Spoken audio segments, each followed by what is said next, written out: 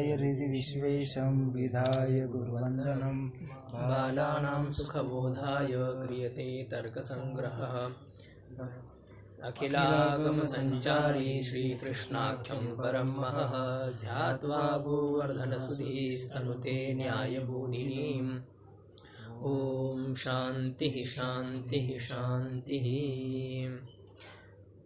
उद्देश्य प्रकरण का विचार हमारा कल हुआ था। अभी हमें लक्षण प्रकरण देखना है। पदार्थों का लक्षण। लक्ष्यते ज्ञायते अनेन इति लक्षण। जिससे पदार्थ का ज्ञान होता है उसको लक्षण कहते हैं। तो इस प्रकार ये पृथ्वी है, ये हम कैसे समझे, ये गैया है, गाय है, कैसे हमें ज्ञान हो।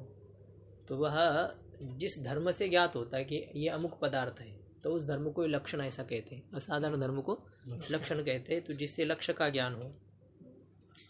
तो अभी इस पदार्थों में प्रथम पदार्थ है द्रव्य, और उस द्रव्य में प्रथम पदार्थ है, प्रथम द्रव्य है पृथ्वी। उस पृथ्वी का लक्षण कर रहे हैं। तत्र गंधवती पृथ्वी, तत्र नाम तेषु नवसु द्रव्येषु।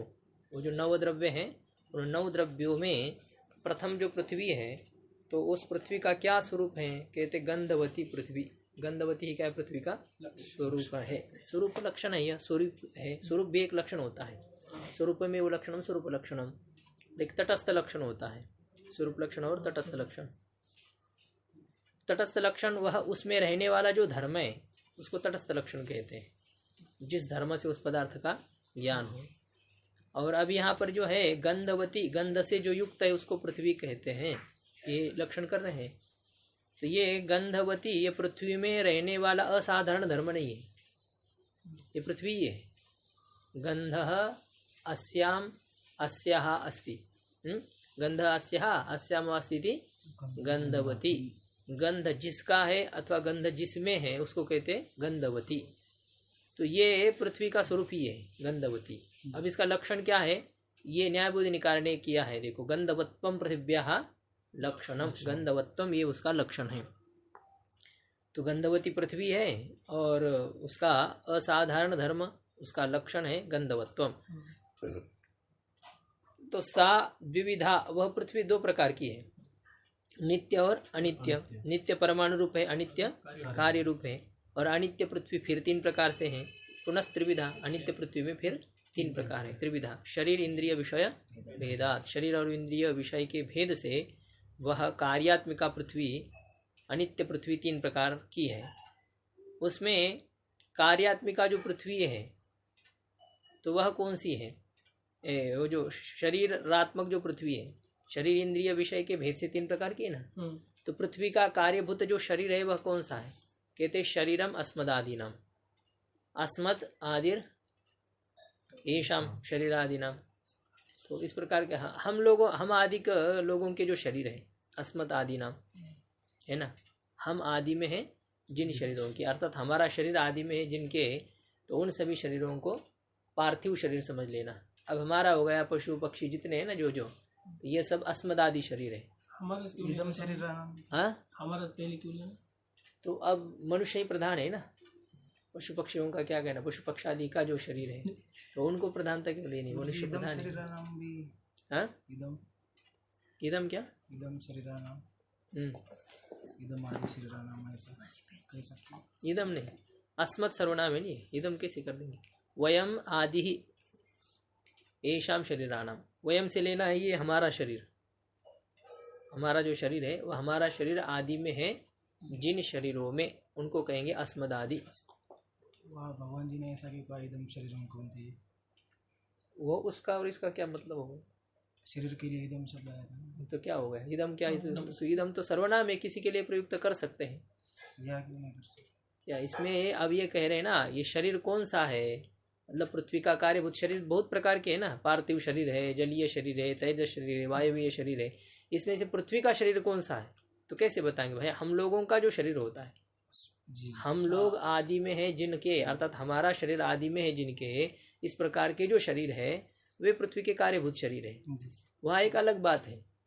क्षेत्र और क्षेत्रज्ञ को वहाँ बताना था, तो जिज्ञासा होती क्षेत्र किसे कहेंगे, तो भगवान कह रहे कि ये शरीर ही क्षेत्र है।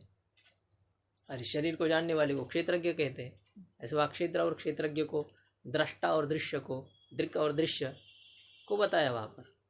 जी। अब ये वहाँ का विचार अलग, यहाँ पर ये कह रहे कि पृथ्वी में यदि कार्यभूता पृथ्वी 3 प्रकार की है शरीर इंद्रिय और विषय के भेद से, तो उसमें शरीर रूपा पृथ्वी कौन सी है? बोले अस्मदादि। हम आदि लोगों के जो शरीर है वही क्या है? पृथ्वी का कार्यभूत शरीर है, इस प्रकार से समझ लेना है। और इंद्रियम गंध ग्राहकम, देखो हम लोग जो है ना, मैं ऐसा जो कहते हैं शरीर को लेकर के कहते हैं राय ज़्यादा। अब ये है वेदांत चाहे जितना कोई कहे, कीर्तन प्रवचन जितना करे, लेकिन फिर भी शरीरासक्ति जो रहती है ना वो बहुत तगड़ी बैठी हुई है अंदर से, बिल्कुल मजबूत है। तो इसलिए यहाँ पर हम आदि में जिसके, तो हम कहने से किसको? आत्मा को नहीं लेना हम ये शरीर, ये जो हमारा शरीर है, तो यही आदि में जिनके ये शरीर, ये पृथ्वी का कार्यभूत शरीर है। और इंद्रिय कौन सा है? पृथ्वी का। और वह इंद्रिय का क्या प्रयोजन, इंद्रिय क्या करता है? इंद्रिय का नाम, इंद्रिय का स्थान और इंद्रिय का प्रयोजन, 3 बातें एक साथ कह रहे हैं। इंद्रियम गंधग्राहकम घ्राणम नासाग्रवर्ती, पृथ्वी का कार्यभूत इंद्रिय कौन सी है? कहते घ्राण इंद्रिय है। और घ्राण इंद्रिय क्या करती है? गंधग्राहकम, गंधम गृह्णाति थी, गंधग्राहकम, वो गंध का ग्रहण करने वाली है वो इंद्रिय। और नासाग्रवर्ती, नासिका का जो अग्रभाग है उस अग्रभाग में वह रहती है। नास ऐसे होता है, नासिका को ही नास आदेश हो जाता है वह एक सूत्र से। नासाग्रवर्ती, नासिका के अग्रभाग में, नासिकाया अग्रम नासाग्रम तस्मिन् वर्तितुम शीलम यस्य घ्राणस्य तद्घ्राणम नासाग्रवर्ती, नासिका के अग्रभाग में रहना स्वभाव है जिसका, उसको कहते हैं नासाग्रवर्ती। ऐसे ही घ्राण इंद्रिय है नासाग्रवर्ती। प्रातिपदिक क्या है इसमें? नासाग्रवर्ती में नासाग्रवर्तीन प्रातिपदिक है, नासाग्रवर्तीन नपुंसक में नासाग्रवर्ती ऐसे हो जाता है। नकार का न लोप प्रातिपदिकांत से नकार का भी लोप हो जाता है आगे। और सु का तो लुक हो ही गया है सुमर नपुंसक सूत्र से। तो नासाग्रवर्ती घ्राणम, विषय मृत पाषाणादि, और विषय कौन से? पृथ्वी का जो विभाग है उसमें विषय क्या है? बोले मृत पाषाणादि,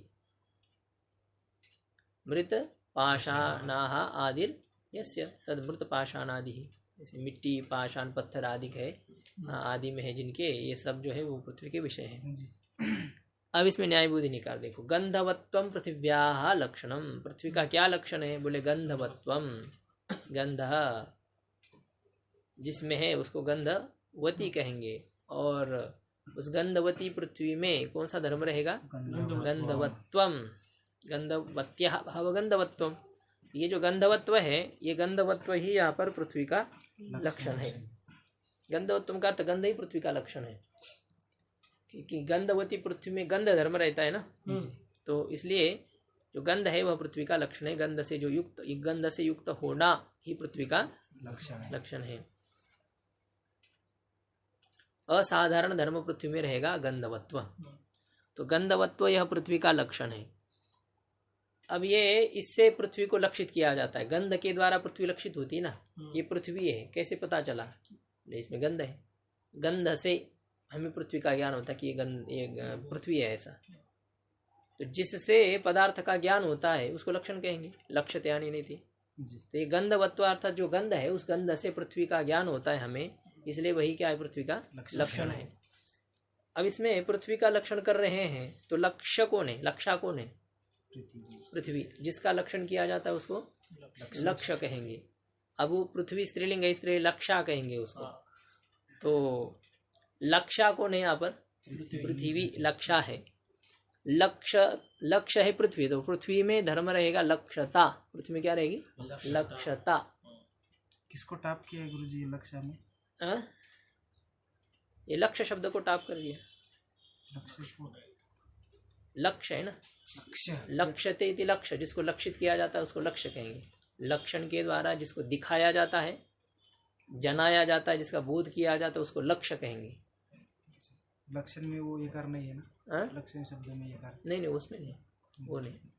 लक्षण में तो लुट प्रत्यय हो गया है ना, लक्ष्य धातु से लुट करने पर लक्षणा बन जाएगा करणार्थ में। यहाँ लक्ष्यति थी, लक्ष्य ऐसा हो जाएगा, जिसको लक्षित किया जाता है उसको लक्ष्य कहेंगे। कोई प्रत्यय की अपाधि करना पड़ेगा, लक्ष्यति थी लक्ष्य ऐसा करके। और ताप करने पर लक्षा इस प्रकार से हो जाएगा। पृथ्वी लक्षा है, लक्षता किस में रहेगी? पृथ्वी में रहेगी। लक्षता पृथ्वी में है। और लक्षता का अवच्छेदक कौन है? पृथ्वीत्व। क्योंकि क्या है, लक्षता बहुत सारों में है। देखिए, जिसको लक्षित किया जाता है उसको लक्ष्य कहते हैं और उसमें लक्षता रहेगी। तो जितने पदार्थ है वो सब पदार्थ लक्ष्य है।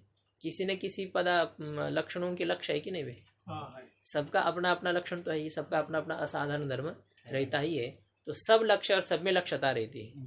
तो सब में लक्ष्यता रहती है तो उस लक्ष्यता को व्यावृत्त करना पड़ेगा, अलग अलग करना पड़ेगा कि ये लक्ष्यता इसमें रहती है, इस प्रकार की लक्ष्यता इसमें रहती है। लक्ष्यता तो एक जैसी हो गई है कि नहीं? फिर उसमें आप विशेषण लगा करके उसको अलग अलग कर दीजिए। जल जल है, देख लो, फिर ये गंगा जी का जल, ये जमुना जी का जल, ऐसे ऐसे आप क्या करते हो, उसमें विशेषण लगा करके उसको अलग अलग कर देते हैं। जलत्वेन सब जल है। इसी प्रकार से लक्ष्यता सब में एक जैसी है, लेकिन उस लक्ष्यता को अब जो व्यावृत्त करता है, जो धर्म अपनी लक्ष्यता को अन्य से व्यावृत्त करता है, हटाता है, उसको कहते हैं लक्ष्यतावच्छेदक। उसको क्या कहेंगे?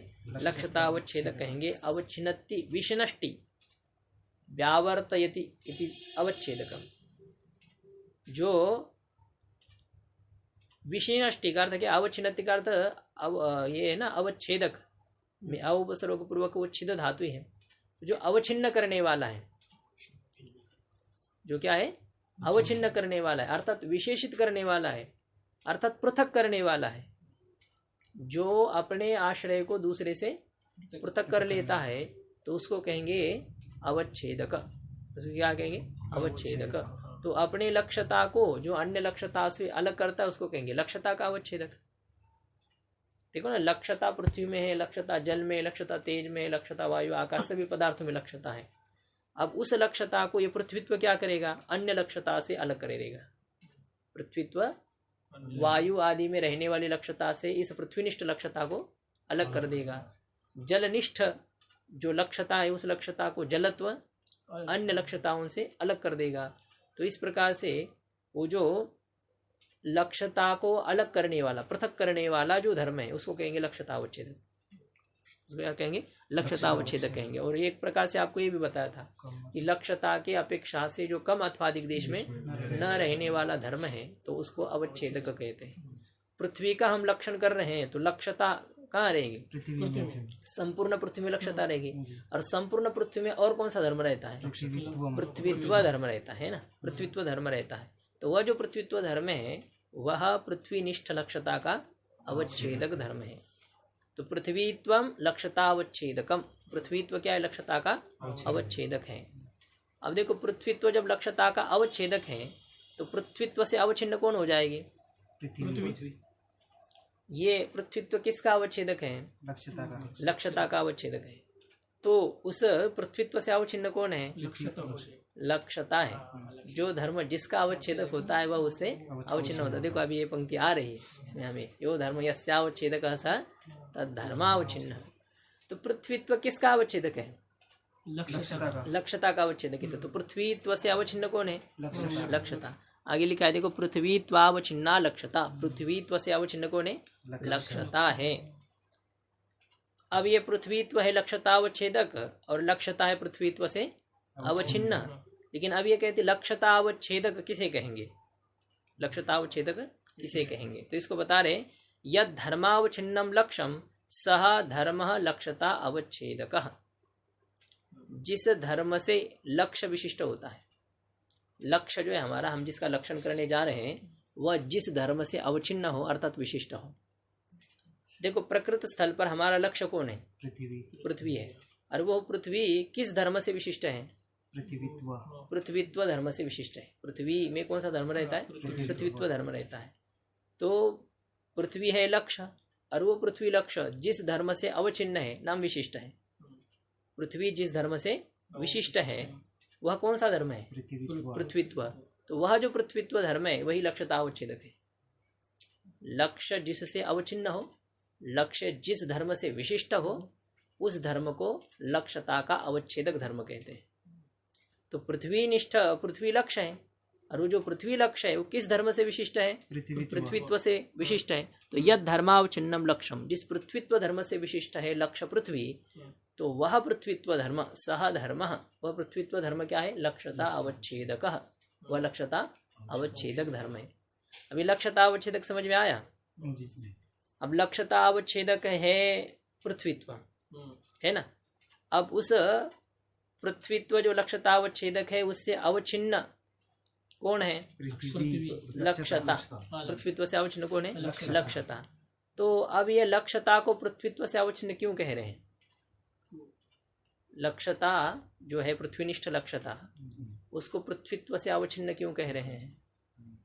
वो ठीक है, वो पृथ्वीत्व जो है वो लक्ष्यता का अवच्छेदक है। अभी इस पंक्ति के द्वारा क्या कहा कि पृथ्वीत्व लक्ष्यता का अवच्छेदक है, लेकिन वह पृथ्वीनिष्ठ लक्ष्यता पृथ्वीत्व से अवच्छिन्न ऐसा क्यों कहा जा रहा है? ऊपर वाली पंक्ति में बताया ना, पृथ्वीत्व अवच्छिन्न लक्ष्यता, तो उसको ऐसा क्यों कहा? लक्ष्यता का अवच्छेदक पृथ्वीत्व है, लेकिन पृथ्वीत्व से अवच्छिन्न लक्ष्यता है, ये क्यों कहा जा रहा है?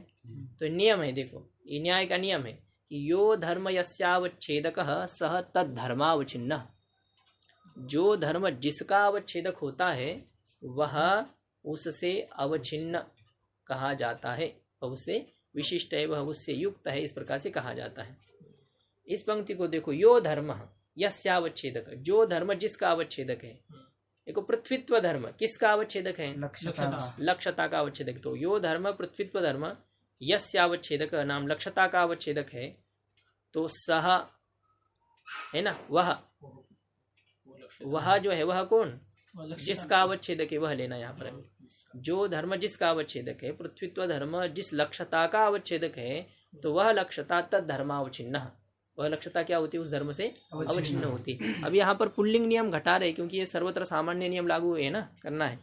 तो जो कभी समझाना पड़ता है तो प्राय पुल्लिंग से समझाया जाता है, पुरुष प्रधान संस्कृति है ना, तो समझाते समय हमेशा पुल्लिंग का प्रयोग किया जाता है। तो जो धर्म जिसका अवच्छेदक होता है, तो पृथ्वीत्व धर्म जिस लक्ष्यता का अवच्छेदक है, तो वह लक्ष्यता तद धर्मावच्छिन्न, वह लक्ष्यता कैसी होती है? उस पृथ्वीत्व धर्म से अवच्छिन्न होती है। इसलिए लक्ष्यता कैसी है? पृथ्वीत्व से अवच्छिन्न है। लक्ष्यता कैसी? पृथ्वीत्व से अवच्छिन्न है। क्यों? क्योंकि पृथ्वीत्व लक्ष्यता का अवच्छेदक है, पृथ्वीत्व लक्ष्यता का अवच्छेदक है, और जो जिसका अवच्छेदक होता है वह उससे अवच्छिन्न होता है।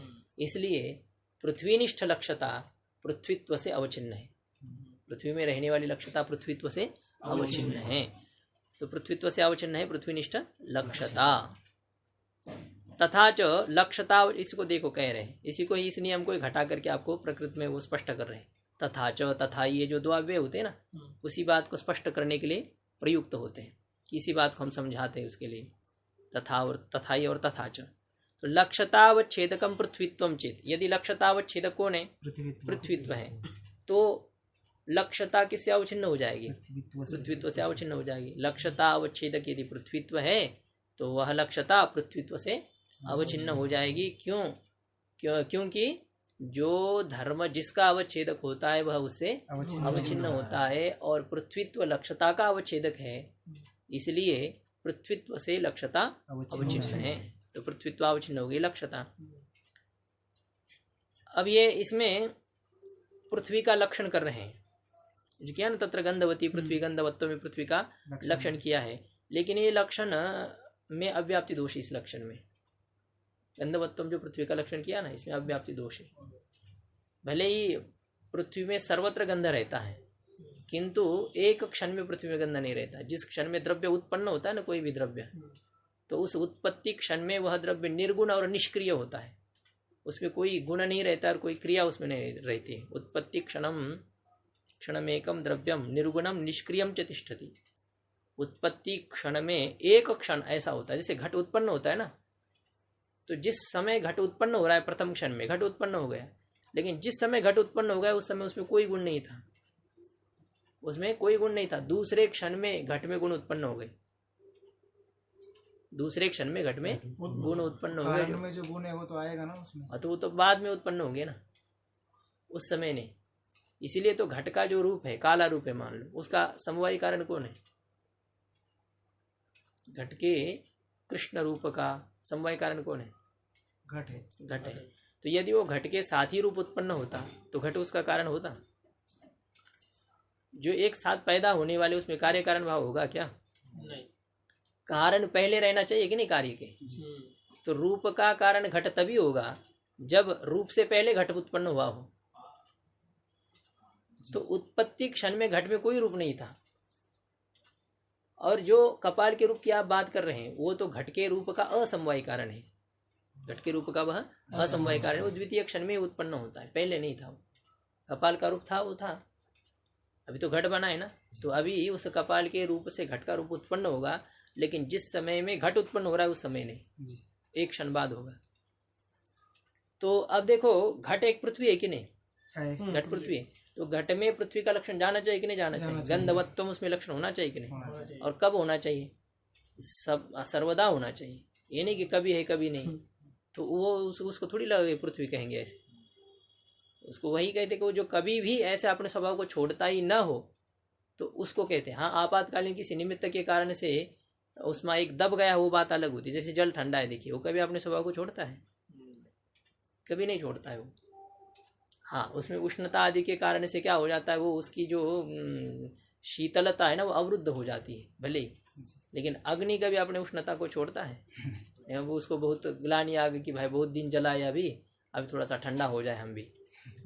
तो इस प्रकार से होता है। तो वो होता है, पदार्थ जो है अपने स्वभाव को कभी नहीं छोड़ते हैं।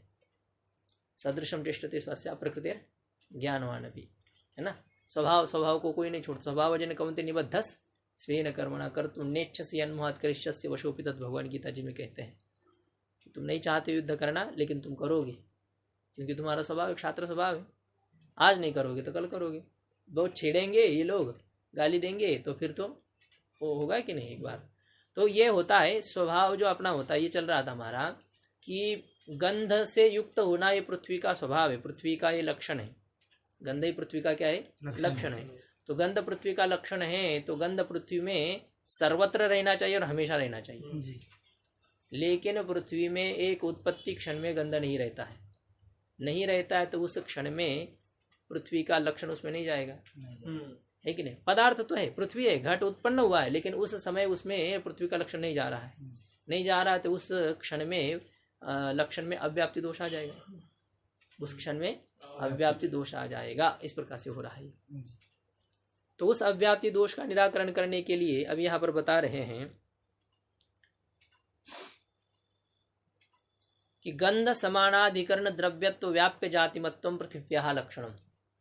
ये पृथ्वी का लक्षण निर्दिष्ट लक्षण हो जाएगा। अब इसमें भी और कुछ कुछ चलते रहते, लेकिन यहाँ तक न्याय बुद्धिनिकार ने ये कर दिया, रुक गए, हो स्टॉप कर दिया कि गंध समानाधिकरण द्रव्यत्व व्याप्य जाति, गंधेन समानम अधिकरणम यस्यः, गंध के साथ समान अधिकरण है जिसका। इस प्रकार की जो जाति है उसको कहेंगे गंध समानाधिकरण, गंध समानाधिकरण। गंध के साथ जिसका अधिकरण समान है। गंध कहाँ रहता है? पृथ्वी में रहता है। और जिस पृथ्वी में गंध रहता है उस पृथ्वी में और कौन सी कोई जाति रहती है? रहती कौन सी जाति रहती है? पृथ्वीत्व जाति रहती है ना। और कोई जाति रहती है? रहती है। कौन सी जाति? द्रव्यत्व जाति है। और सत्ता जाती है। और जो जो घटा अधिक रहेंगे उसमें घटत्व, पटत्व, गोत्व, पशुत्व, ये सब जातियाँ रहती है उसमें। लेकिन अभी ये हमें करना है गंध के साथ समानाधिकरण जो द्रव्यत्व की व्याप्य जाति है, द्रव्यत्व की जो व्याप्य जाति, इसलिए आप सत्ता को नहीं लेंगे, नहीं तो फिर गंध के साथ समानाधिकरण जाति कौन सी है? सत्ता भी है। सत्ता भी। गंध जहाँ रहता है वहाँ सत्ता जरूर रहती कि नहीं? रहती है। गंध रहता है पृथ्वी में और सत्ता रहती है पृथ्वी, जल, द्रव्य, गुण, कर्म, तीनों में सत्ता तो बहुत बड़ी व्यापक जाति है। तो इसलिए गंध समानाधिकरण जाति हो जाएगी सत्ता जाति। और सत्ता जाति से युक्त कौन है? सत्ता जाति से युक्त तो द्रव्य गुण कर्म इन सभी में ये लक्षण चला जाएगा, है कि नहीं। तो इसलिए गंध के साथ समानाधिकरण ऐसी जो द्रव्यत्व की व्याप्य जाति, गंध के साथ समानाधिकरण ऐसी जो द्रव्यत्व की व्याप्य जाति, तो द्रव्यत्व की व्याप्य जाति अर्थात द्रव्यत्व की अपेक्षा से कम देश में रहने वाली जाति, द्रव्यत्व की अपेक्षा से कम देश में रहने वाली कौन सी जाति है? पृथ्वीत्व जाति है। हाँ, आदि नहीं लेना। व्याप्य जाति मतलब साक्षात व्याप्य लेना, व्याप्य की व्याप्य जाति नहीं लेनी। ये घटत्व पटत्व जो है ना, ये पृथ्वीत्व की भी व्याप्य जाति है, द्रव्यत्व की व्याप्य है लेकिन द्रव्यत्व की व्याप्य है वो, इसलिए आप साक्षात व्याप्य समझ लेना है, द्रव्यत्व की जो साक्षात व्याप्य जाति है। साक्षात व्याप्य का मतलब ये है, इसमें टिप्पणी में दिया है, देखो 2 नंबर टिप्पणी जो दी है ना, उसमें तृतीय पंक्ति में स्वभिन्नत्वे सति स्वव्याप्य व्याप्य भिन्नस्यैव साक्षात व्यापक व्याप्यत्व स्वरूपत्वात् तद्वत्वं सर्वत्र पृथिव्याम इति लक्षण समन्वयः। तो जो द्रव्यत्व की साक्षात व्याप्य जाति है, ऐसा कहा उन्होंने। ये 2 नंबर टिप्पणी में देखो, ये पूरे लक्षण को उन्होंने स्पष्ट किया है कि गंधस्य अधिकरणे वर्तमाना द्रव्यत्वस्य साक्षात व्याप्य जाति ही पृथ्वीत्व रूपा भवति। तो गंध के समानाधिकरण अर्थात गंध के अधिकरण में विद्यमान, गंध के अधिकरण पृथ्वी में विद्यमान द्रव्यत्व की साक्षात व्याप्य जाति, द्रव्यत्व की साक्षात व्याप्य जाति कौन सी है? पृथ्वीत्व। गंध के अधिकरण पृथ्वी में द्रव्यत्व की साक्षात व्याप्य जाति है पृथ्वीत्व, और उस पृथ्वीत्व जाति से युक्त है पृथ्वी, है ना। तो गंध समानाधिकरण द्रव्यत्व साक्षात व्याप्य जाति मत्वम है ना, पृथ्वीत्वम। इस प्रकार से पृथ्वी का लक्षण हो रहा है। अब इसमें साक्षात पद देने की कोई आवश्यकता है क्या? तो कहते यदि द्रव्यत्व की साक्षात व्याप्य नहीं कहेंगे तो द्रव्यत्व की व्याप्य तो घटत्व पटत्व आदि भी हो जाएगी, और उस घटत्व जाति से युक्त पृथ्वी का लक्षण करेंगे तो फिर ये लक्षण अव्याप्त हो जाएगा, नहीं जा पाएगा ना सर्वत्र। तो इसलिए हमें द्रव्यत्व की व्याप्य जाति कौन सी जाति लेनी है? पृथ्वीत्व ही लेनी, साक्षात व्याप्य जाति लेनी है। और वो साक्षात व्याप्य का मतलब क्या होता है? तो बोले स्वभिन्नत्वे सति स्वव्याप्य व्याप्य भिन्न से वो साक्षात व्याप्यत्व। ये साक्षात्व का स्वरूप वो कह रहे, साक्षात व्याप्य का मतलब होता है जो स्व से भिन्न होते हुए। जैसे हमें द्रव्यत्व की साक्षात व्याप्य जाति लेनी है, द्रव्यत्व की साक्षात व्याप्य जाति लेनी है, तो साक्षात व्याप्य किसे कहेंगे? तो बोले स्वभिन्नत्वे सति अर्थात द्रव्यत्व भिन्नत्वे सति।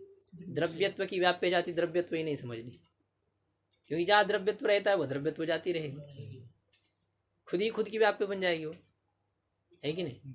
इसलिए यहाँ पर द्रव्यत्व से भिन्न जो है, स्व से जो भिन्न है, द्रव्यत्व से भिन्न है जो जाति, देखो ना पृथ्वी में द्रव्यत्व रहता है।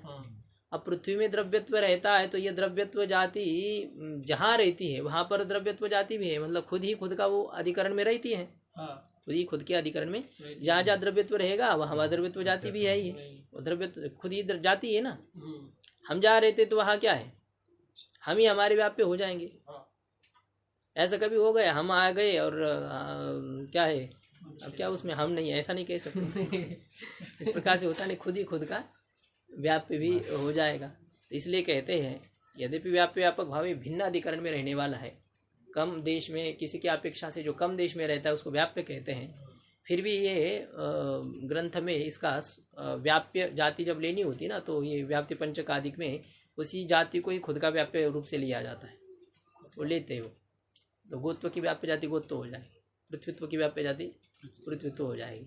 तो इसलिए यहाँ पर हमें ये साक्षात व्याप्यत्व का लक्षण घटाते समय बता रहे हैं कि जो स्व से भिन्न हो, द्रव्यत्व से जो भिन्न हो, और स्वव्याप्य व्याप्य भिन्नस्य, स्व से ले लीजिए फिर द्रव्यत्व जाति, स्व से किसको लेंगे? द्रव्यत्व जाति। उसका व्याप्य कौन है? पृथ्वीत्व जाति। द्रव्यत्व का व्याप्य कौन है? पृथ्वीत्व जाति। और उसका व्याप्य कौन है? घटत्वादिक जाति। उसका व्याप्य है घटत्वादिक जाति। तो उससे भिन्न, स्वव्याप्य व्याप्य से जो भिन्न है, स्वव्याप्य व्याप्य से जो भिन्न, अर्थात खुद का केवल व्याप्य, व्याप्य का व्याप्य नहीं है। जो पोता होता है ना वो भी पुत्र ही होता है, पोता होता है वो भी क्या होता है? पुत्र होता है, लेकिन वो पुत्र का पुत्र होता है ना। तो साक्षात आपत्य नहीं होता है ना। तो साक्षात आपत्यार्थ में आया ना, उसमें क्या है, तद्धित में कौन सा ये है, साक्षात आपत्यार्थ में अनादिक जो प्रत्यय होते हैं ना, ऐसे अपत्य का जो लक्षण वहां पर किया है, क्या है उसमें, क्या किया, तस्यापत्य में तो सूत्र विधायक सूत्र आ गए, और फिर उसमें तो ये है तो साक्षात जो पुत्र है, पुत्र का पुत्र ऐसा नहीं जो साक्षात है। तो 3 पुत्र वहां पर बताए थे, साक्षात पुत्र, और एक पुत्र का पुत्र मतलब गोत्रापत्य आदि, और तीसरा हो जाएगा युवापत्य, है ना, अपत्य, गोत्रापत्य, युवापत्य, ऐसे जो। तो यहाँ इसी प्रकार से क्या समझ लेना है, व्याप्य से जब हम ले रहे हैं तो कौन सा व्याप्य लेना, व्याप्य का व्याप्य भी उसका व्याप्य है, द्रव्यत्व जाति का व्याप्य जो पृथ्वीत्व, उसका व्याप्य जो घटत्व पटत्व, वो तो द्रव्यत्व का व्याप्य होना ही होना है, ठीक है ना। भाई अपने से जो कम देश में रहता है, उससे भी जो कम देश में रहने वाला है कि नहीं, तो उसका वो पहला व्यापक है कि नहीं है। 100 रुपए के अंतर्गत 50 रुपए आते हैं, और 50 के अंदर है 25 रुपए, ठीक है। तो 100 रुपए का व्याप्य 50 रुपए या 25 रुपए है, 25 तो नहीं होंगे ना, 25 है, वो भी है उसमें। तो वो तो क्या कहना, क्या किमु तो हो जाएगा, किमु तो वक्तव्यम, जब भाई 100 में 50 हो सकते हैं तो 100 में 25 क्यों नहीं होंगे। तो इसी प्रकार से जब द्रव्यत्व जाति का व्याप्य पृथ्वीत्व है, तो पृथ्वीत्व का व्याप्य जो घटत्वादिक, वो भी द्रव्यत्व का व्याप्य है कि नहीं है। लेकिन हमें वो व्याप्य का व्याप्य नहीं लेना है, व्याप्य के व्याप्य से जो भिन्न है उसी को साक्षात व्याप्य कहेंगे। जो व्याप्य का व्याप्य नहीं, आप तो केवल व्याप्य है, तो उसको साक्षात व्याप्य कहते हैं। इस प्रकार से यहाँ पर जो द्रव्यत्व की व्याप्य जाति हमें लेनी है, तो कौन सी द्रव्यत्व की व्याप्य जाति लेंगे, हाँ पृथ्वीत्व ही लेंगे, जो साक्षात व्याप्य है ऐसे। तो गंध समानाधिकरणाच असो द्रव्यत्व व्याप्य जातिश्च इति गंध समानाधिकरण द्रव्यत्व व्याप्य जाति सा अस्याम अस्याः वास्ति, सा पृथ्वी गंध समानाधिकरण द्रव्यत्व व्याप्य जातिमति तस्याः भावः गंध समानाधिकरण द्रव्यत्व व्याप्य जातिमत्वम। तो गंध के साथ समानाधिकरण, गंध के साथ एक अधिकरण में विद्यमान जो द्रव्यत्व की साक्षात व्याप्य पृथ्वीत्व जाति, और उस पृथ्वीत्व जाति से युक्त होना, यही क्या है, पृथ्वी का लक्षण है। अब देखो इस प्रकार का जब लक्षण किया ना, तो वो दोष हमारा हट गया। जो प्रथम क्षण में घटाधिक में लक्षण नहीं जा रहा था ना, गंधवत्वम लक्षण नहीं जा रहा था, अभी कोई आपत्ति नहीं आएगी। क्यों नहीं आएगी, क्योंकि घट में उत्पत्ति क्षण में यद्यपि गंध जाति नहीं है, लेकिन गंध के अधिकरण में रहने वाली द्रव्यत्व की व्याप्य जाति उसमें है कि नहीं है। गंध के अधिकरण में घटाधिक में रहने वाली द्रव्यत्व की जो व्याप्य जाति, वो व्याप्य जाति प्रथम क्षण में भी है कि नहीं है, पृथ्वीत्व जाति उसमें है। उस पृथ्वीत्व जाति मत्वम वही लक्षण उसमें चला जाएगा। तो गंध की जरूरत नहीं है। गंध के अधिकरण में अन्यत्र सर्वत्र रहने वाली जो द्रव्यत्व की व्याप्य पृथ्वीत्व जाति है, उस पृथ्वीत्व जाति से युक्त प्रथम क्षणावच्छिन्न द्रव्य भी है, इसलिए वो लक्षण में अव्याप्ति दोष नहीं रहता है। ये होगा पृथ्वी का लक्षण। इसी प्रकार से कहते हैं, अब ये आगे की व्याख्या 2-3 की ज्यादा नहीं की उन्होंने। एवं शीत स्पर्शवत्वादि लक्षणेषु जलादि नाम लक्ष्यता। इसी प्रकार से आपको ये जैसे पृथ्वी को आपको समझा दिया कि पृथ्वी लक्ष्य है, पृथ्वी में लक्ष्यता रहती है, और पृथ्वीत्व लक्ष्यता का अवच्छेदक है, और पृथ्वीनिष्ठ लक्ष्यता पृथ्वीत्व से अवच्छिन्न है। तो ये सब आपको आगे वाले लक्षणों में भी समझ लेना है। शीत स्पर्शवत्वादि लक्षणी, तो शीत स्पर्शवत्वम ये जो जल आदि का लक्षण है, तो इस जलादि नाम लक्षणेशु, शीत स्पर्शवत्वादि जो लक्षण है उस लक्षणों में जलादि नाम लक्ष्यता, उस लक्षणों का विचार करने में जलादि में लक्ष्यता रहेगी। शीत स्पर्शवत्वम ये जो लक्षण यदि करेंगे तो इसका लक्ष्य कौन है, जल है, और लक्ष्यता किस में रहेगी, जल। तो ये जो शीत स्पर्शवत्वादिक लक्षणों में भी जलादि में लक्ष्यता रहेगी, और लक्ष्य जलत्वादिना लक्ष्यतावच्छेदकत्वम च बोध्यम, और जलत्व ही क्या हो जाएगा, लक्ष्यता का अवच्छेदक हो जाएगा। इसी प्रकार से उष्ण स्पर्शवत्वम ये लक्षण है, तो उसका लक्ष्य है तेज, लक्ष्यता रहेगी तेज में, और लक्ष्यता का अवच्छेदक हो जाएगा तेजस्त्वम। ऐसे रूप रहितत्वे सति स्पर्शवत्वम ये लक्षण है, इसका लक्ष्य है वायु, लक्ष्यता रहेगी वायु में, और वायु तो हो जाएगा लक्ष्यता का अवच्छेदक। तो इस प्रकार से कहते जलत्वादि में लक्ष्यतावच्छेदकत्व है, जलत्व लक्ष्यता का अवच्छेदक है, तो जलत्व में धर्म रहेगा लक्ष्यतावच्छेदकत्वम। तो ये इसमें भी ऐसा ही समझना चाहिए, ऐसा ही कह रहे हैं। तो अभी इन्होंने जो है इसमें कोई पृथ्वी जल तेज जो है ना, जल तेज इनका कोई लक्षण नहीं किया, खाली वायु से आगे फिर निकल गए, थोड़ा सा वायु के ऊपर विचार किया है। शीत स्पर्शवत्य आपः, शीत स्पर्श आसाम आसु वर्तते इति शीत स्पर्शवत्यः। शीत स्पर्श है जिनका अथवा जिनमें, उसको कहते हैं आपः। आपः ये क्या है, प्रथमा या द्वितीय है? आपः प्रथमा का बहुवचन है। तो ताः द्विविधाः, वह आप अप कितने प्रकार की है? दो प्रकार की, नित्याः और अनित्याः च। नित्याः परमाणुरूपाः, अनित्याः कार्यरूपाः, पुनस्त्रिविधाः शरीर इंद्रिय विषय भेदात्। शरीरम वरुणलोके इंद्रियम रसग्राहकम रसनम जिह्वाग्रवर्ती विषय सरित समुद्रादि। तो ये जल में दो प्रकार है, नित्य और अनित्य। परमाणु रूप जल नित्य है, कार्य रूप जल अनित्य है। फिर उस अप में तीन प्रकार है, शरीर और इंद्रिय विषय के भेद से। शरीर वरुण लोक में प्रसिद्ध है, और इंद्रिय जो है वह रसनेन्द्रिय है, और उसका प्रयोजन है रस का ग्रहण करना, और उसका स्थान है जिह्वा का अग्रभाग, जिह्वा के अग्रभाग में वह रहती है, उसका नाम है रसनम। तो संज्ञा, प्रयोजन और स्थान, ऐसे तीन बताए गए इंद्रियों के। और विषय कौन है? बोले सरित समुद्र आदि। ये जो नदियाँ समुद्र आदि की क्या है, उस जल का विषय है। उष्ण स्पर्शवत् तेज तच्च द्विविधम नित्यम अनित्यंच। नित्यम परमाणु रूपम, अनित्यम कार्य रूपम, पुनस्त्रिविधम शरीर इंद्रिय विषय भेदात्। शरीरम आदित्य लोके प्रसिद्धम इंद्रियम रूपग्राहकम चक्षु कृष्ण ताराग्रवर्ती विषयश्चतुर्विध भौम दिव्यौदर्याकरज भेदात्। भौमम वर्ण्यादिकम अविंदनम दिव्यम विद्युतादि भुक्तस्य परिणाम हेतु रौदर्यम आकरजम स्वर्णादि। तो तेज उष्ण स्पर्शवत् तेज, हम उष्ण स्पर्शवत्वम, ये तेज का लक्षण हो जाएगा ऐसे। अब ये भी तेज में भी इसी प्रकार से कर लेना है आपको। ये क्या कर लेंगे उसमें उष्ण स्पर्श समानाधिकरण द्रव्यत्व व्याप्य जातिमत्वम तेजस्त्वम, ऐसा करेंगे। उष्ण स्पर्श समानाधिकरण द्रव्यत्व साक्षात व्याप्य जातिमत्वम तेजस्त्वम, और शीत स्पर्श समानाधिकरण द्रव्यत्व साक्षात व्याप्य जातिमत्वम अपत्वम। इस प्रकार से इसका लक्षण हो जाएगा इनकी, क्योंकि वो प्रथम क्षण में इनमें भी अव्याप्ति दोष आ जाएगा। तेज के जो कार्य है उनमें भी प्रथम क्षण में कोई गुण नहीं रहता है, तो उसमें द्रव्य का लक्षण कैसे घटाएंगे? तो इस प्रकार से घटाना है उसमें। वह जल तेज दो प्रकार का, नित्य और अनित्य। परमाणु रूप तेज नित्य है, कार्य रूप तेज अनित्य है। कार्य रूप तेज में फिर तीन प्रकार है, शरीर इंद्रिय और विषय के भेद से। शरीर आदित्य लोक में प्रसिद्ध है, सूर्य लोक में। इंद्रिय रूप का ग्रहण करने वाली चक्षुर इंद्रिय है, और वह कृष्ण तारा जो आंख के अंदर रहता है काला, तो उसके अग्रभाग में वह रहती है।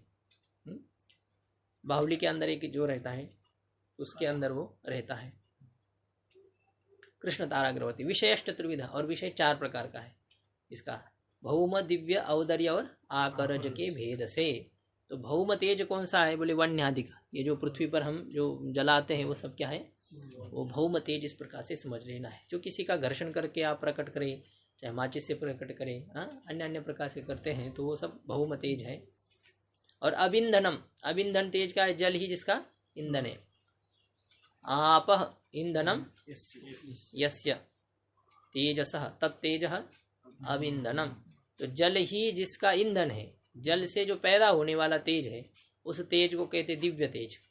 विद्युत आदि ही क्या है? दिव्य तेज है। बिजली आदि जो होता है वो जल से उत्पन्न होती है, इसलिए ये इस तेज को दिव्य तेज कहते हैं। और दिव्य तेज हाँ, दिव्य तेज कहेंगे इसको। कौन सा? सूर्य का जो नहीं, लाइट।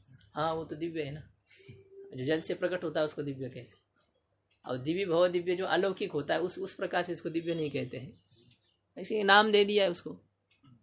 पृथ्वी जैसे यहाँ पर घर्षण से नहीं प्रकट किया है, वो तो होता है, जल का भी घर्षण ही होता है, लेकिन जल के माध्यम से उसको प्रकट किया है। माचिस की तिल्ली से जो हम करते हैं वहाँ पर जल का घर्षण नहीं होता है। अब वैसे तो सब पंचभूतों से बने, उस प्रकार से नहीं समझ लेना कि उसमें भी तो जल कारण ही होगा, इस प्रकार से नहीं देखना।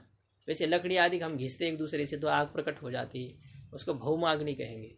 जी और जल से जब प्रकट कर देते तो उसको दिव्य दिव्याग्नि ऐसा कहेंगे, दिव्य तेज उसको कहेंगे। और भुक्तस्य परिणाम हेतु औदर्यम, और भुक्तस्य खाया हुआ जो अन्न है और पिया हुआ जो जल है उसका परिणाम का अर्थ होता है उसका जीर्ण जीर्णता, मतलब उसका जो है ना पचन होना। तो उसके प्रति कारणीभूत जो तेज है उस तेज को कहते हैं औदर्य तेज। जठराग्नि जो होती है ना अंदर से और जलती रहती है चलती रहती है, ये जो आवाज़ आती है ना अंदर भग भग जो होता है, ये सांस की भी जो उड़ता है ये भी, और भी एक रहता है, चलता रहता है हमेशा। हमारा जठराग्नि जो होता है वो हमेशा अपना कार्य कर रहा है। तो ये सब इधर उधर सब हो रहे हैं। तो ये होता है, कहते जब सो जाता है ना आदमी तो वो मंद हो जाती है वो अग्नि सोने पर क्या होता है वो उसमें मंदता आ जाती है और फिर वो उतने कार्य नहीं होते। इसलिए आप खा करके सो जाएंगे ना तो इतना पचन नहीं होता है, हजम नहीं, ये पचन मतलब क्या है, वो जीर्ण नहीं होगा, आपको भूख नहीं लगेगी इतना। क्योंकि रात भर आप कभी 10 घंटे सोते हैं तभी भी आपको लगता नहीं कि आप बहुत भूख लग गई, ऐसे खा करके सो गए मान लो तो इतना ये कुछ नहीं होता है। और वैसे दिन भर आप 12 घंटे नहीं रह पाओगे, 2-3 बार चाहिए उसमें, क्योंकि जगह है ना, तो जगह है तो फिर वो कुछ शरीर कार्य कर रहा है, उसमें बहुत कुछ खर्चा हो रहा है, तो जठराग्नि बड़ी प्रदीप्त तेज से चल रही है, ऐसे होता है। तो ये खाए हुए और पिए हुए अन्न को पचाने के लिए जो कारण होता है, ये तो जल को भी पचाना पड़ता है, नहीं जल को क्या है ऊपर से डाल दिया बस हो गया, ऐसा नहीं। जल भी वो होता है, उसको जितनी मात्रा में उसकी गर्मी चाहिए उतनी मात्रा में शरीर ले लेता है। और नहीं तो फिर ज़्यादा आप, अब जैसे ठंडी में आप ज़्यादा ठंडा जल देंगे ना तो जठराग्नि को उसको तपाना पड़ेगा, अंदर जाकर के वो तपाएगी उसको, फिर उतना आपका वो जो ना ऊर्जा उसमें ख़त्म हो जाएगी। वो दूसरे कार्य में लानी थी, अब आपको उसको ठंडे पानी को गर्म करने के लिए उसका उपयोग करना पड़ेगा। तो इस प्रकार से होता है उसका, ज़्यादा गर्म करेंगे तो उसको ठंडा करना पड़ता है। ये सब ऐसी मशीन है अंदर बैठी हुई, तो जितनी मात्रा में चाहिए उतनी मात्रा में उसको देने पर फिर दिक्कत नहीं होती। ये खाए हुए अन्न का परिणाम के प्रति जो हेतु उसको औदर्य तेज कहते हैं। और आकरजम सुवर्ण आदि, आकरज तेज कौन सा है? सुवर्ण आदि। आकर खनी आदि में जो पैदा होने वाला जो है थान जो होती है ना सुवर्ण आदि की, तो वह सुवर्ण आदि जो तेज है। अब ये सुवर्ण तेज है, तेजस है, इसके ऊपर बहुत चर्चा की गई है ना, लेकिन ये न्याय बुद्धि का विषय नहीं। दीपिका में और मुक्तावली आदि में इसमें चर्चा की गई है कि ये सुवर्ण को तेजस माना जाए या सुवर्ण को पार्थिव माना जाए, ठीक है ना, क्योंकि उसमें वजन भारीपन भी होता है, कठिनता होती है, और पीला जो उसका रूप होता है, ये सब पृथ्वी के धर्म उसमें दिखाई देते हैं। तो उसको पार्थिव कहना चाहिए या तेजस कहना चाहिए, इसके ऊपर विचार किया गया। तो उसमें अंतिम निर्णय कर दिया कि वो तेजसी है, क्योंकि पृथ्वी द्रवता भी रहती। देखिए सोने में, सोने को जब तपाते तो क्या हो जाती है उसमें द्रव रूपता भी आ जाती है उसमें, तो उसको तेजस कहा जाए, जलीय कहा जाए, पार्थिव कहा जाए, ऐसे विचार उसमें विवाद हो गया। तो उसमें उन्होंने सिद्ध कर दिया है कि सुवर्ण जो है वह तेजसी है, क्योंकि अत्यंत तेज का संपर्क होने पर भी उसकी द्रवता नष्ट नहीं होती। बहुत ज़्यादा तपाते हैं ना तब भी सुवर्ण जो है ना जल नहीं जाता है, जलता नहीं है। हाँ, उसका जो कसर रहती है ना, हिनकस भाग जो उसमें रहता है वो जल जाता है, लेकिन सोना जलता नहीं। सोना और शुद्ध होता जाता है कहते हैं ना, तो वो जलता नहीं है सोने का। तो ये है, इसलिए ये तेजसी है, इस प्रकार से उन्होंने सिद्ध कर दिया है। चलिए उसका विचार तो कभी होगा। तो रूप रहित स्पर्शवान वायु हो। अभी वायु का लक्षण है रूप रहितत्वे सति स्पर्शवत्वम, जो रूप से रहित होते हुए स्पर्श से युक्त है उसको वायु कहते हैं। वो वायु 2 प्रकार की है, नित्य और अनित्य। नित्य वायु परमाणु रूप है, अनित्य वायु कार्य रूप है। पुनस्त्रिविध, उसमें फिर 3 प्रकार है शरीर इंद्रिय विषय के भेद से। शरीर वायु लोक में प्रसिद्ध है। इंद्रिय स्पर्श ग्राहकम त्वक सर्व शरीर वर्ती, स्पर्श का ग्रहण करने वाली जो त्वग इंद्रिय है और वह संपूर्ण शरीर में विद्यमान रहती है, सब शरीर के ऊपर वह स्थित है, ऐसी वह त्वग इंद्रिय है। सर्व शरीरे वर्तयितुम शीलम यस्य यस्याह सात्वक सर्व शरीर वर्ती। अच्छा एक मिनट, नहीं इंद्रिय के साथ यहाँ पर नपुंसक कर दिया ना, सर्व शरीर वर्ती नपुंसक कर दिया है। तो स्पर्श ग्राहकम त्वक सर्व शरीर वर्ती, संपूर्ण शरीर में विद्यमान होना जिसका स्वभाव इस प्रकार की जो इंद्रिय है, तो उस इंद्रिय को सर्व शरीर वर्ती ऐसे कहेंगे। यदि यहाँ पर त्वक होता ना अन्य पदार्थ, तो ये बन जाता सर्व शरीर वर्तिनी, क्या बन जाता? सर्व शरीरवर्तिनी। तो ये नपुंसक कर दिया है यहाँ पर, तो सर्व शरीरवर्ती। तो सर्व शरीरवर्ती कौन है? इंद्रिय है। तो संपूर्ण शरीर में रहने वाली जो इंद्रिय है, तो उस इंद्रिय को ही कहते हैं त्वगेंद्रिय। विषय वृक्षादि कंपन हेतु, और विषय कौन है? वृक्ष आदि के कंपन के प्रति जो कारण है, वृक्ष आदि जो हिलते हैं, उस हिलने के प्रति जो कारण वायु है, तो उसी को ही इसका विषय समझ लेना वायु का। और वायु में एक बाह्य वायु और एक अभ्यंतर वायु, ऐसे दो प्रकार होते हैं। बाह्य वायु और एक शरीर के अंदर विचरण करने वाली वायु। तो शरीर के अंदर विचरण करने वाले वायु को ही प्राण वायु ऐसा कहते हैं। शरीरांत संचारी वायु हो प्राण। और सच एकोपि उपाधि भेदात प्राणापानादि संज्ञा लभते, वह वायु एक होते हुए भी उपाधि के भेद से प्राण अपान आदि संज्ञा को प्राप्त होता है। वह वायु एक ही है, लेकिन उसको ही प्राण कहते, अपान कहते, व्यान कहते, समान कहते। तो ये सब उपाधि के कारण से। उपाधि यानी क्या है? उनके जो भिन्न भिन्न कार्य हैं, उस भिन्न भिन्न कार्य रूपी उपाधि के कारण से ही उसके अलग अलग नाम हो जाते हैं।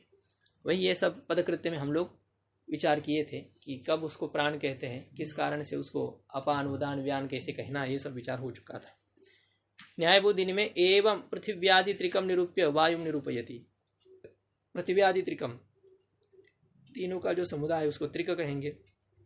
और पृथ्वी आदि में जिस त्रिक के, पृथ्वी जिसके आदि में ऐसा जो तीनों का समुदाय है, पृथ्वी जल तेज, और इन तीनों का निरूपण करके वायु निरूपयति, अब वायु का निरूपण करते हैं। तो वायु का ऊपर निरूपण किया, रूप रहित स्पर्शवान वायु हो। अब ये भी वायु का एक स्वरूप हो गया। तो वायु का लक्षण क्या होगा? उसमें त्व जोड़ दो, उसका लक्षण आ जाएगा, है कि नहीं? त्व जब जोड़ देंगे तो उसमें रहने वाला धर्म आपके हाथ में आ जाएगा, और उस धर्म को लक्षण समझ लेना। तो रूप रहितत्वे सति स्पर्शवत्वम वायुर लक्षणम, रूप से रहित होते हुए जो स्पर्श से युक्त हैं उसको वायु कहते हैं, और स्पर्श से युक्त होना ही वायु का लक्षण है, असाधारण धर्म है। ये काल में आती है अपने को? किसमें? काल में। क्यों, स्पर्शवत्व है क्या काल में? नहीं, इतने आसानी से नहीं होगी ना रूप से रहित होते हुए स्पर्श से जो युक्त है उसको वायु कहते हैं। रूप रहित है काफी है, आकाश आदि है, लेकिन स्पर्श वाले नहीं। स्पर्श वाले है पृथ्वी जल तेज, लेकिन रूप रहित नहीं। आकाश आदि रूप रहित होती है, तो उसमें आत्मा रूप रहित ही रहेगा। हाँ ठीक है। जब प्रत्यक्ष करेंगे तो उनको क्या प्रत्यक्ष होगा आत्मा? तो वो ऐसे घटपटा देके जैसे थोड़ी उसका प्रत्यक्ष होता है कि काला है नीला है, ऐसा थोड़ी आत्मा होता है। आत्मा का प्रत्यक्ष इस प्रकार से ईदंत्वेन होता ही नहीं। मैं ही उस व्यापक तत्व स्वरूप है, इस प्रकार का उसका ये होता है। वो कोई ऐसे अंगुली निर्देश वस्तु नहीं है। आत्मा व्यापक है, उसको उसका कोई आकार विकार कुछ नहीं है। उसका साक्षात्कार वो करने वाले जाने, उनको मिली आप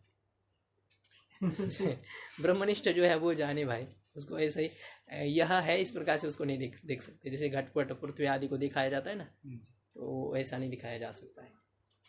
अस्थूलम अननु अरस्वम अदीर्घम अरूपम अलोहितम, क्या क्या अवायु अनाकाशम असंगम, ये सब आया बृहदारण्यक उपनिषद। इसलिए उसका निर्देश नहीं किया जा सकता घट आदि के समान। तो उसको जानना है तो कैसे, प्रत्यक्ष कैसे करना है, तो वो सब होता है शब्द प्रमाण के द्वारा उसका प्रत्यक्ष हो जाता है, ऐसा कहते हैं। तो रूप रहितत्वे सति स्पर्शवत्वम वायुर लक्षणम, रूप से रहित होते हुए स्पर्श से जो युक्त है वह वायु का लक्षण है, ऐसा है। और देखो हरेक द्रव्य के प्रत्यक्ष में रूप की ही आवश्यकता है, ये जरूरी नहीं है। हरेक द्रव्य के प्रत्यक्ष में रूप आवश्यक ही है नहीं है। हाँ, चाक्षुष प्रत्यक्ष के लिए रूप की जरूरत होती है। यदि आप उसको आँख से देखना चाहते हैं तो रूप जरूर चाहिए उस पदार्थ में, मतलब द्रव्य में, वो भी पदार्थ में नहीं, क्योंकि आप चक्षु से रूप को देखते हो। रूप को देखते हो कि नहीं चक्षु से? आप संख्या को देखते हो कि नहीं चक्षु से? हाँ? और आप क्या है उसमें संयोग को देखते कि नहीं चक्षु से? लेकिन उसमें रूप रहता है क्या संयोग आदि में? नहीं। संयोग में रूप रहता है, गुण में गुण नहीं रहता है, संयोग में रूप नहीं रहता, फिर भी चक्षु के द्वारा उसका प्रत्यक्ष हो जाता है। तो चक्षु से जब आपको द्रव्य का प्रत्यक्ष करना होता है ना, तब रूप की अनिवार्यता है। चक्षु से उसी द्रव्य का प्रत्यक्ष होगा जिस द्रव्य में उद्भूत रूप हो। बाकी अन्य किसी इंद्रिय से यदि आप द्रव्य का प्रत्यक्ष करना चाहते हैं तो उसके लिए रूप की आवश्यकता नहीं है। अब मैंने तो आपको वेदांत की तरफ ले गया, वहाँ जाने की आवश्यकता नहीं थी। यहाँ इनके हिसाब से हमें चलना चाहिए कि इनके मत में तो आत्मा का प्रत्यक्ष होता है कि नहीं होता है? आत्मा का प्रत्यक्ष होता है, किस इंद्रिय से होता है? मन के द्वारा होता है कि भाई मैं सुखी हूँ। नहीं यह कहेंगे अब सुख के आश्रय रूप से आत्मा का प्रत्यक्ष हो गया आपको। हाँ, स्वतंत्र रूप से आत्मा का प्रत्यक्ष नहीं होता है, लेकिन किसी न किसी गुण को लेकर के आत्मा का प्रत्यक्ष हो जाता है। जब आत्मा का प्रत्यक्ष मन से होता है तो उस मन से जिस द्रव्य का प्रत्यक्ष करना है उसके लिए रूप की आवश्यकता नहीं है। रूप रहित द्रव्य का भी आत्मा का भी प्रत्यक्ष कर लेता है, उसका अपना वो सामर्थ्य है। और त्वग इंद्रिय देखो ना, वायु का प्रत्यक्ष कर रही है तो उसके लिए वायु में रूप है क्या? नहीं। तो चक्षु से जब आपको द्रव्य का प्रत्यक्ष करना है तो रूप की आवश्यकता है। अन्य इंद्रिय से यदि द्रव्य का प्रत्यक्ष होता है तो रूप की आवश्यकता नहीं है। और वैसे प्रत्यक्ष योग्य तो द्रव्य तो हमारे पास कितने हैं? 5 ही तो द्रव्य जो प्रत्यक्ष योग्य है। आकाश, काल, दिक् और मन, इनका प्रत्यक्ष तो होता नहीं है। पृथ्वी का होता है, जल का, तेज का होता है, उसमें तो रूप है ही। और वायु का प्रत्यक्ष होता है त्वग इंद्रिय से होता है, और आत्मा का प्रत्यक्ष होता है मन इंद्रिय से होता है। तो इसमें रूप की आवश्यकता क्या? ये रूप की जरूरी नहीं है। सब इंद्रियों के द्वारा प्रत्यक्ष यदि द्रव्य का करना है तो सर्वत्र रूप की आवश्यकता नहीं है। अब यहाँ ये कह रहे हैं रूप रहितत्वे सति स्पर्शवत्व में जो वायु का लक्षण किया है, इसमें जो सती पद आया उस सती का क्या अर्थ है? तो सती का अर्थ है विशिष्ट। सती का क्या अर्थ है? विशिष्ट। रूप रहित होते हुए जो स्पर्श वाला है, अर्थात रूप रहितत्व से विशिष्ट। हाँ, विशिष्ट। विशिष्ट यानी क्या होता है? उससे युक्त, विशेषण से युक्त को विशिष्ट कहते हैं। सत्यंतम विशेषण जैसे है ना, घटत्व विशिष्ट घटः ऐसा कहेंगे, अथवा नील रूप विशिष्ट, नील रूप विशिष्टम उत्पलम, नीलम उत्पलम जब कहेंगे ना तो नील रूप से विशिष्ट कौन है? उत्पल है, ऐसा कहते हैं। नील रूप से विशिष्ट उत्पल है। तो इसका मतलब क्या है? नील रूप विशेषण है और उस विशेषण से जो युक्त हो उसको क्या कहेंगे? विशिष्ट। इस प्रकार से कहते हैं। तो यहाँ इस प्रकार से ये करना है। ये जो स्पर्शवत्व है ना, स्पर्शवत्व कैसा है? रूप रहित तत्व से विशिष्ट है। स्पर्शवत्व क्या? रूप रहित तत्व से विशिष्ट है। तो अब ये विशिष्टता जहां जहां आती है ना, वहां कोई ना कोई संबंध होता है। किस संबंध से विशिष्ट है वह? किस संबंध से विशिष्ट है? जैसा ये कहेंगे अभी कि हरितम पुस्तकम, यह है हरितम पुस्तकम, तो हरित रंग से विशिष्ट कौन है? ये पुस्तक है। तो किस संबंध से विशिष्ट है? हरित वर्ण से। यह समवाय संबंध। जो हरित रूप है वह गुण है और ये पुस्तक गुणी है। तो समवाय संबंधेन हरित रूप विशिष्टम इदम पुस्तकम, ऐसा अर्थ हो जाए। ये हो जाएगा इसका, है ना। वैशिष्ट्य का जो संबंध है ना, उनका विशिष्टता का प्रयोजक जो संबंध होता है, जिनके कारण से उनकी विशिष्टता हो गई, उसमें एक संबंध कारण होता है। तो वह संबंध कौन सा है यहाँ पर? समवाय संबंध है। तो समवाय संबंधेन हरित रूप विशिष्टम इदम पुस्तकम, इस प्रकार से है। तो ऐसे यहाँ पर अभी क्या हो रहा है? सती का अर्थ कह रहे विशिष्ट। रूप रहितत्वे सती स्पर्शवत्वम। तो ये जो विशिष्ट पद आया, रूप रहितत्व से विशिष्ट कौन है? स्पर्शवत्व है। रूप रहितत्व से विशिष्ट स्पर्शवत्व। तो किस संबंध से यहाँ पर विशिष्टता है ये देखने। रूप रहितत्व कहाँ है? रूप रहितत्व वायु में है ना। और स्पर्शवत्व कहाँ है? वायु में। रूप रहितत्व भी वायु में है, स्पर्शवत्व भी वायु में है। दोनों एक जगह रह रहे हैं। इसलिए क्या हो रहा है? रूप रहितत्व से विशिष्ट स्पर्शवत्व हो रहा है और स्पर्शवत्व से विशिष्ट रूप रहितत्व हो रहा है। देखो ये लेखनी भी इस क्या है? उत्पीठिका में है, और ये पुस्तक भी उत्पीठिका में है, दोनों है। तो लेखनी से विशिष्ट पुस्तक है और पुस्तक से विशिष्ट लेखनी है। तो ये किस संबंध से विशिष्टता है इनकी? किस संबंध से विशिष्ट हो रहे परस्पर से? ये संयोग संबंध है क्या इसका? और उसका वो इधर है, उधर है। संयोग कहाँ है?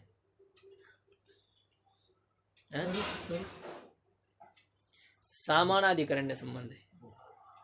उसका भी अधिकरण वो उत्पीठिका है और इसका भी अधिकरण उत्पीठिका है। दोनों समानाधिकरण है, दोनों में सामानाधिकरण्य संबंध है। तो सामानाधिकरण्य संबंध से पुस्तक विशिष्टा लेखनी, लेखनी विशिष्टम पुस्तकम, सामानाधिकरण्य संबंध से। इसी प्रकार से यहाँ पर रूप रहितत्व से विशिष्ट है स्पर्शवत्व। तो रूप रहितत्व है वायु में और स्पर्शवत्व भी है वायु में।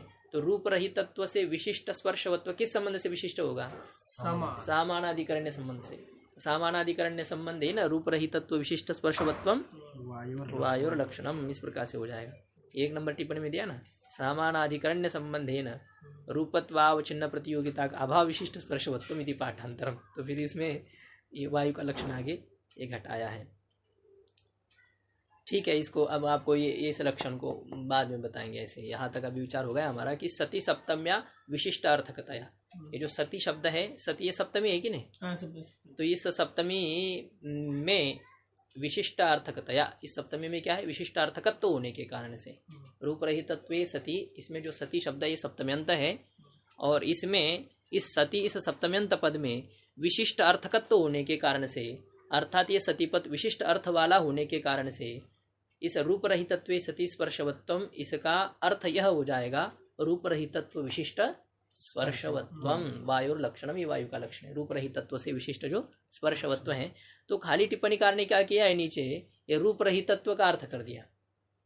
रूप रहितत्व का मतलब क्या होता है? रूप प्रतियोगिक अभाववत, रूप प्रतियोगिक अभाववत। तो रूप प्रतियोगी है जिस अभाव का, रूपाभाव है ना। प्रतियोगी कौन है? रूप है। प्रतियोगिता रूप में, प्रतियोगिता का अवच्छेदक रूपत्व, रूपत्व से अवच्छिन्न प्रतियोगिता, रूपत्व से अवच्छिन्न है प्रतियोगिता। रूपत्व अवच्छिन्न प्रतियोगिता का निरूपक जो अभाव है उसको कहेंगे रूपत्वावच्छिन्न प्रतियोगिता का अभाव। क्या कहेंगे?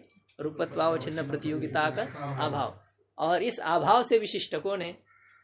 स्पर्शवत्व। देखो रूप रहित का अर्थ ही होगा अभी रूपत्वावच्छिन्न प्रतियोगिता का अभाव। रूप रहित का अर्थ क्या होगा? रूपत्वावच्छिन्न प्रतियोगिता का अभाव।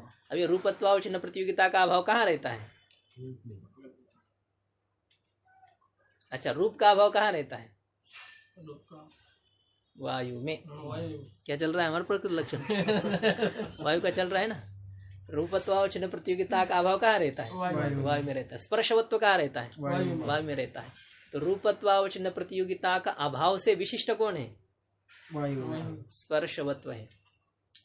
स्पर्शवत्व सामानाधिकरण्य संबंध से, और यदि आप अन्य किसी संबंध से करेंगे तो वो भी विशिष्ट हो जाएगा। क्योंकि भाई इस पुस्तक से विशिष्ट ये उत्पीठिका है या इस पुस्तक से विशिष्ट लेखनी है, दोनों है। आप संबंध को अलग करेंगे, संयोग संबंध से विशिष्ट उत्पीठिका है और सामानाधिकरण्य संबंध से विशिष्ट लेखनी है। तो हमें सामानाधिकरण्य संबंध से यहाँ पर उस रूप के अभाव से विशिष्ट कौन है? स्पर्शवत्व है। कौन है? स्पर्शवत्व है। तो सामानाधिकरण्य संबंध है ना रूपत्वावच्छिन्न प्रतियोगिता का अभाव विशिष्ट स्पर्शवत्व, रूपत्वावच्छिन्न प्रतियोगिता का अभाव विशिष्ट स्पर्शवत्व, ये इसका अर्थ हो गया। रूप रहितत्व विशिष्ट स्पर्शवत्व का अर्थ यह हो गया। विशिष्टता सामानाधिकरण्य संबंध से है, इसलिए सामानाधिकरण्य संबंधेन रूपत्वावच्छिन्न प्रतियोगिता का अभाव विशिष्ट स्पर्शवत्वम।